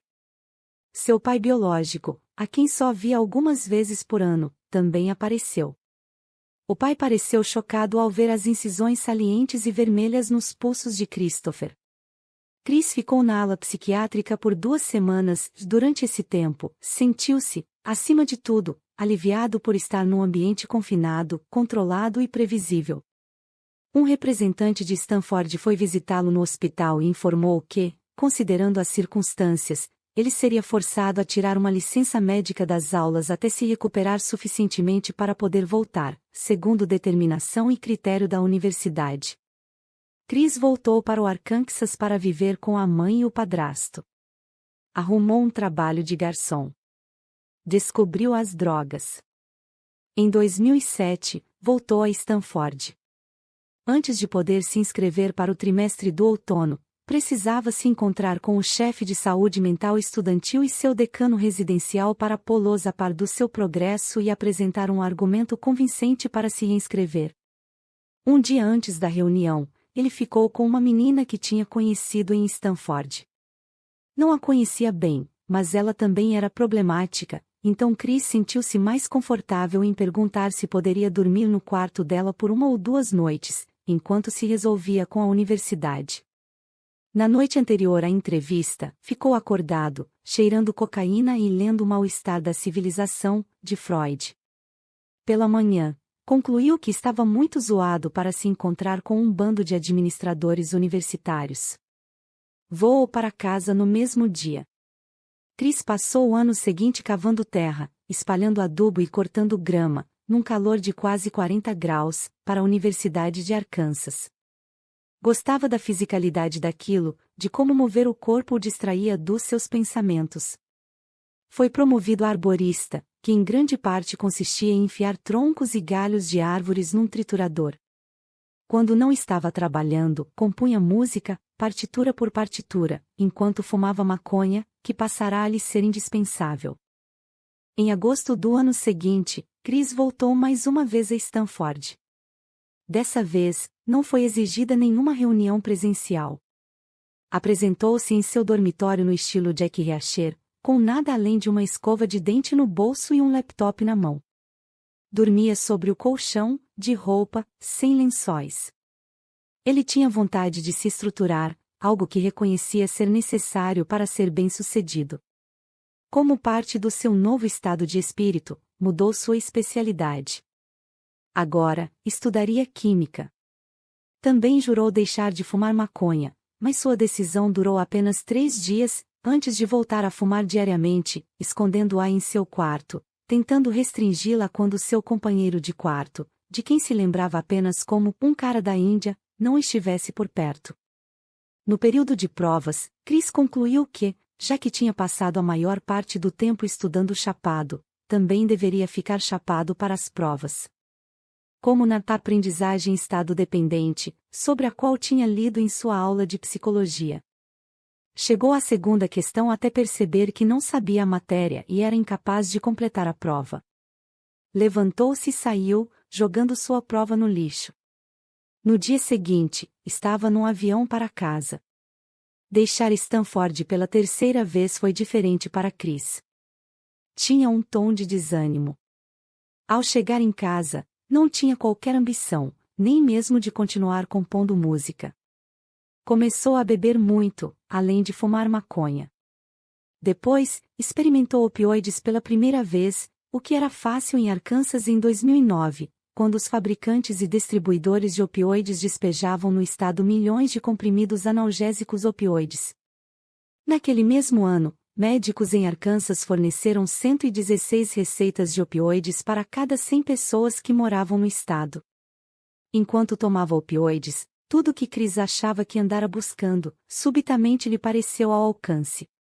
Sim, sentia-se eufórico, mas isto não era o principal. O principal era que se sentia conectado. Começou a ligar para parentes e conhecidos, falando, compartilhando, confidenciando. As conexões pareciam verdadeiras, desde que estivesse dopado, mas desapareciam assim que os opioides deixavam de fazer efeito. Aprendeu que a intimidade fabricada pela droga não durava muito. Um padrão intermitente de uso de opioide acompanhou Chris em sua próxima tentativa de se matricular em Stanford. Quando voltou, em agosto de 2009, em sua agora quarta tentativa, estava cronológica e geograficamente marginalizado de seus colegas de graduação. Era 5 anos mais velho do que a média dos alunos do segundo ano. Foi colocado em um alojamento de estudantes de graduação, onde dividia um apartamento de 2 quartos com um estudante de física de partículas. Eles tinham pouco em comum e se esforçavam para um não atrapalhar outro. Chris desenvolveu uma rotina que girava em torno de estudar e se drogar. Desistira da ideia de tentar largar. Passou a pensar em si mesmo como um dependente de drogas assumido. Fumava maconha sozinho em seu quarto, todos os dias. Toda sexta-feira à noite, ia a São Francisco, sozinho, buscar heroína. Uma única dose, na rua, custava $15, para um pico de adrenalina que durava de 5 a 15 segundos e um bem-estar que persistia por horas. Fumava mais maconha para facilitar o revés. Na metade do quarto trimestre, ele vendeu seu laptop para comprar mais heroína. Depois vendeu seu casaco. Lembrava-se de sentir frio enquanto vagava pelas ruas da cidade.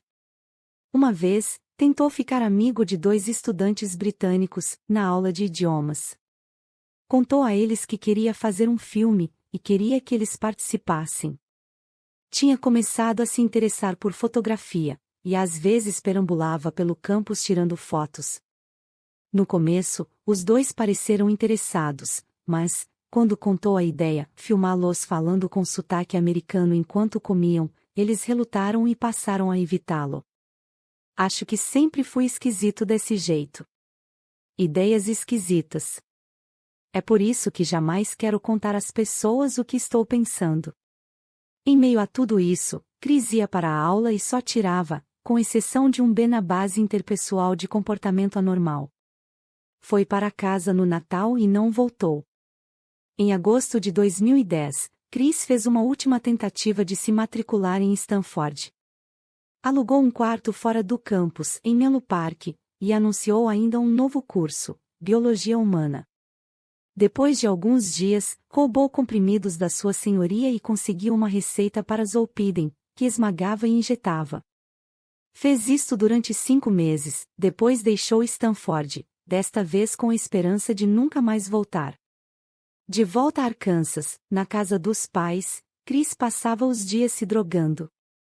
Injetava pela manhã e, quando o efeito acabava horas depois, deitava-se na cama, querendo que o tempo passasse.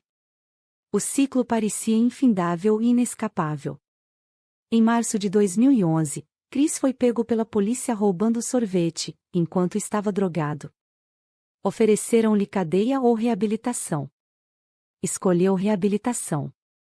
Em 1º de abril de 2011, na reabilitação, Chris começou a tomar buprenorfina.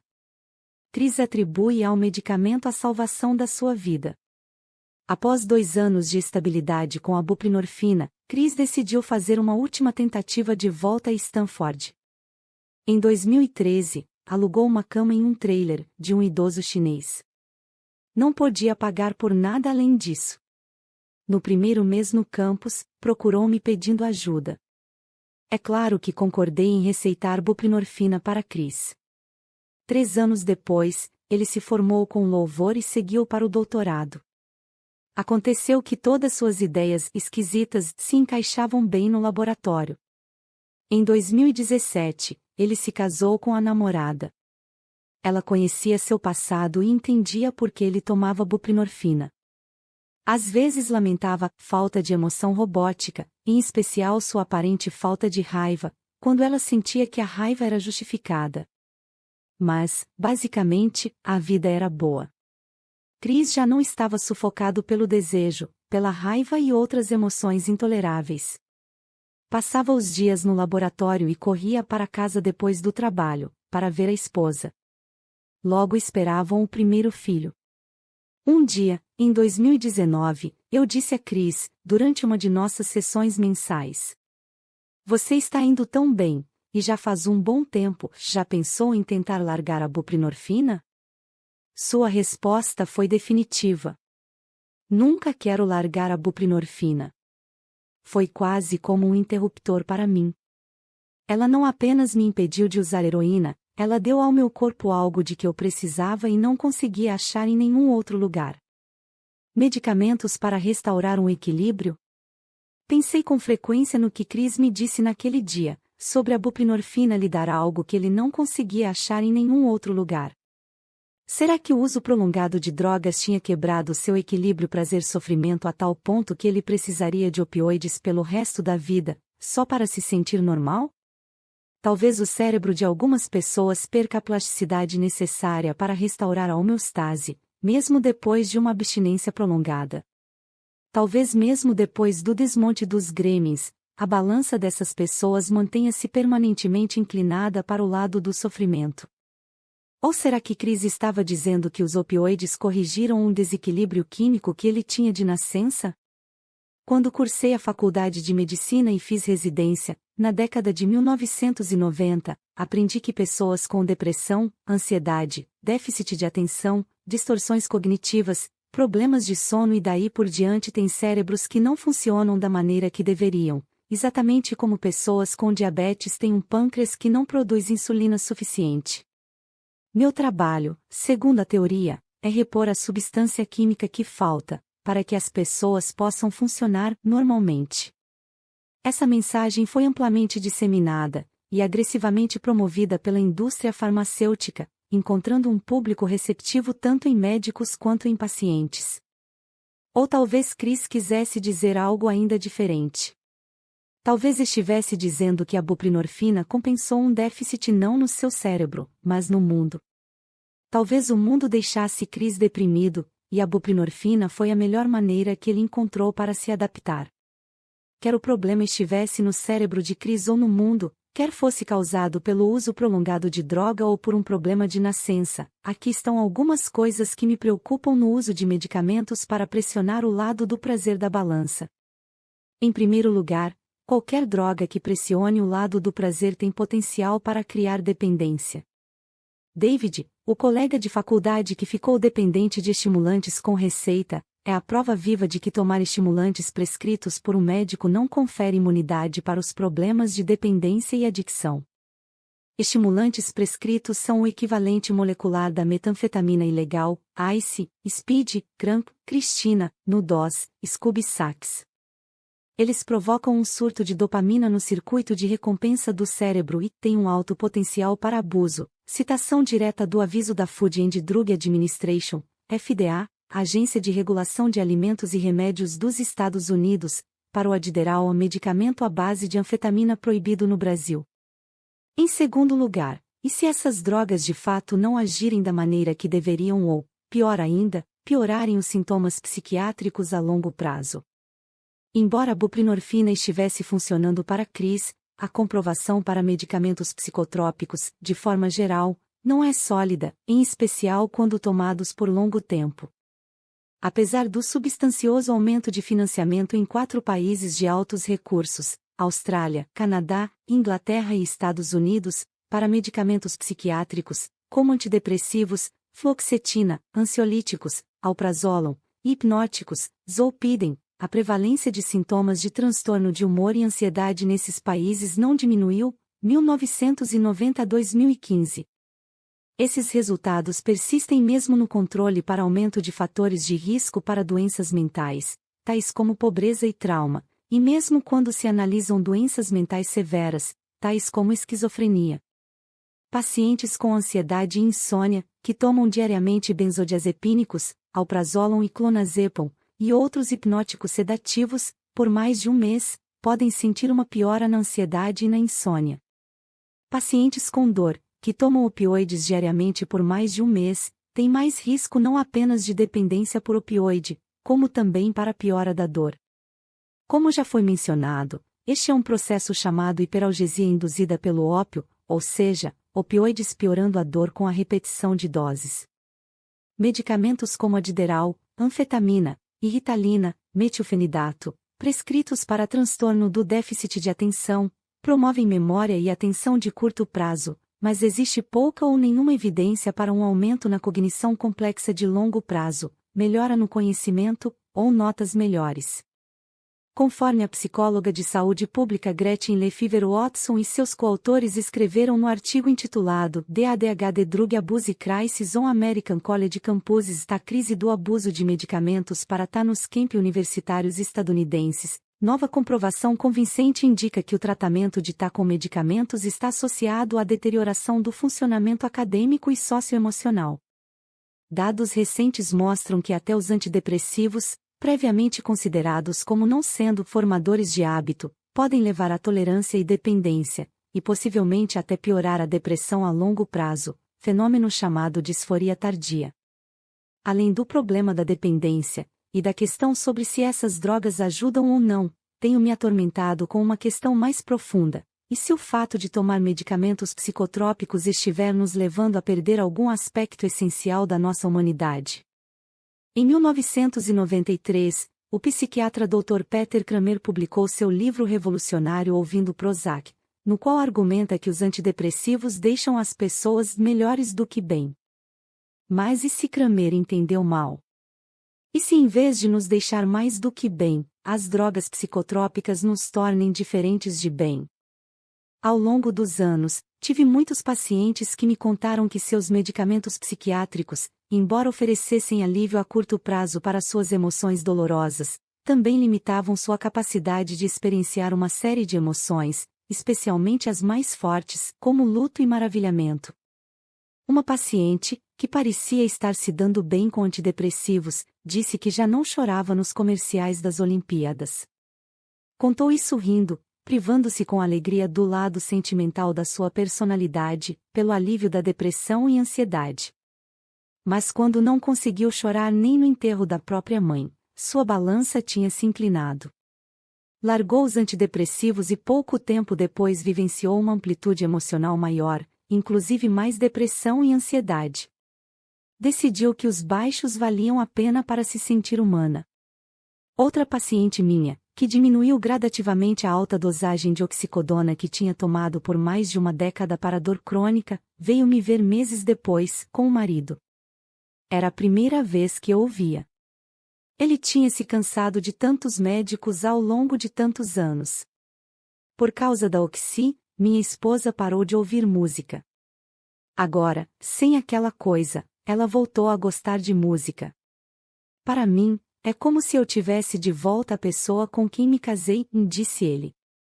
Tive minhas próprias experiências com medicamentos psicotrópicos. Inquieta e irritadiça desde a infância, fui, para minha mãe, uma criança difícil de lidar. Ela lutou para me ajudar a controlar meu humor, e no processo sentia-se mal em sua atuação como mãe, ou pelo menos é assim que interpreto o passado. Ela admite que preferia o meu irmão, dócil e obediente. Eu também o preferia, e ele de fato me criou quando minha mãe jogou a toalha, frustrada. Nos meus 20 anos, comecei a tomar fluoxetina para uma irritabilidade e ansiedade de baixo teor, diagnosticada como depressão atípica. Na mesma hora, me senti melhor. Acima de tudo, parei de fazer as grandes perguntas: qual é nosso propósito? Eu tenho livre-arbítrio? Por que sofremos? Existe um Deus? Em vez disso, meio que fui seguindo em frente. Além disso, pela primeira vez na vida, minha mãe e eu nos demos bem. Ela achou agradável ficar comigo, e eu gostei de ser mais agradável. Adaptei-me melhor a ela. Quando larguei a fluoxetina alguns anos depois, antecipando a tentativa de ficar grávida, voltei ao meu antigo jeito, mal-humorada, questionadora, inquieta. Quase imediatamente, minha mãe e eu estávamos de novo em conflito. O próprio ar da sala parecia pesar quando nós duas estávamos juntas. Décadas depois, nosso relacionamento está um pouco melhor. Reagimos melhor quando interagimos menos. Isto me deixa triste porque amo a minha mãe, e sei que ela me ama. Mas não me arrependo de ter largado a fluoxetina. Minha personalidade sem ela, embora não se adeque bem à minha mãe, permitiu-me fazer coisas que, caso contrário, jamais teria feito. Hoje, fiz as pazes com o fato de ser um tanto ansiosa, ligeiramente cético-deprimida. Sou uma pessoa que precisa de atrito, desafio, algo pelo que trabalhar ou contra o que lutar. Não vou me diminuir para me adequar ao mundo. Algum de nós deveria? Ao nos medicarmos para nos adaptar ao mundo, a que tipo de mundo estamos nos ajustando? Sob o disfarce de tratar dor e doença mental, estaremos tornando grandes segmentos da população bioquimicamente indiferentes às circunstâncias intoleráveis? Pior ainda, os medicamentos psicotrópicos tornaram-se um meio de controle social, em especial dos pobres, desempregados e marginalizados? As drogas psiquiátricas são receitadas com mais frequência, e em maiores quantidades, para pessoas pobres, especialmente crianças pobres. Segundo os dados de 2011 da Pesquisa Nacional de Entrevista de Saúde, do Centro Nacional para Estatística de Saúde, no Centro para Controle e Prevenção de Doenças, 7,5% das crianças estadunidenses entre 6 e 17 anos tomavam um medicamento prescrito para dificuldades emocionais e comportamentais. Havia maior probabilidade de crianças pobres tomarem medicamentos psiquiátricos do que as que não viviam na pobreza, 9,2% contra 6,6%. Os meninos tinham mais probabilidade de serem medicados do que as meninas. Brancos não latinos tinham mais probabilidade de serem medicados do que as pessoas pretas ou pardas. Baseado na extrapolação dos dados do Medicaid do estado da Geórgia para o restante dos Estados Unidos, cerca de 10 mil crianças de colo podem estar tomando medicamentos psicoestimulantes como metilfenidato. O psiquiatra Ed Levin escreveu a respeito do problema do sobrediagnóstico e do excesso de medicação da juventude estadunidense, em especial entre os mais pobres, embora a tendência à raiva deva, assim como todo comportamento, envolver alguma biologia, ela pode, mais significativamente, refletir uma reação do paciente a tratamento adverso e desumano. Este fenômeno não se limita aos Estados Unidos. Na Suécia, um estudo nacional analisou proporções de prescrição para diferentes drogas psiquiátricas, baseado em índices do que chamaram de privação da área, índice de educação, renda, desemprego e assistência social. Para cada classe de medicamento psiquiátrico, foi descoberto que a prescrição aumentava conforme a situação socioeconômica da região caía. A conclusão a que chegaram: essas descobertas sugerem que a carência da região está associada à prescrição de medicamentos psiquiátricos. Os opioides também são receitados de forma desproporcional para os mais pobres. Segundo o Departamento de Saúde e Serviços Humanos dos Estados Unidos, a pobreza, as taxas de desemprego e a proporção emprego-população estão altamente correlacionadas com a prevalência da prescrição de opioides e com o grau do uso de substâncias. Na média, distritos com piores perspectivas econômicas são mais propensos a terem taxas mais altas de prescrição de opioides, hospitalização relacionada a opioides e mortes por overdose de drogas. As pessoas que dependem do Medicaid, seguro-saúde para os mais pobres e mais vulneráveis financiado pelo governo federal dos Estados Unidos, recebem 2 vezes mais prescrições de analgésicos opioides do que pacientes fora do seguro. Os beneficiários do Medicaid morrem de opioides de 3 a 6 vezes mais do que os outros pacientes. Mesmo o tratamento de manutenção com a buprenorfina, BMT, que eu estava receitando a Cris para tratar uma dependência de opioide pode constituir um tipo de abandono clínico se os determinantes psicossociais de saúde não forem igualmente abordados. Segundo Alexandre Acher e seus colegas, no periódico Substance Use and Misuse, sem atenção para as necessidades básicas dos pacientes sem privilégio de raça e classe, a BMT como único medicamento, em vez de ser libertadora, pode se transformar em uma forma de negligência institucional e mesmo de violência estrutural, na medida em que for considerada adequada para a recuperação desses pacientes. O filme de ficção científica Serenity, A Luta pelo Amanhã, dirigido por Joss Whedon, imagina um mundo futuro em que líderes nacionais conduzem um grande experimento. Eles inoculam toda a população de um planeta contra ambição, tristeza, ansiedade, raiva e desespero, na esperança de conseguir uma civilização de paz e harmonia. Um piloto renegado chamado Mal, o herói do filme e capitão da nave espacial Serenity, viaja com sua tripulação até o planeta para explorá-lo.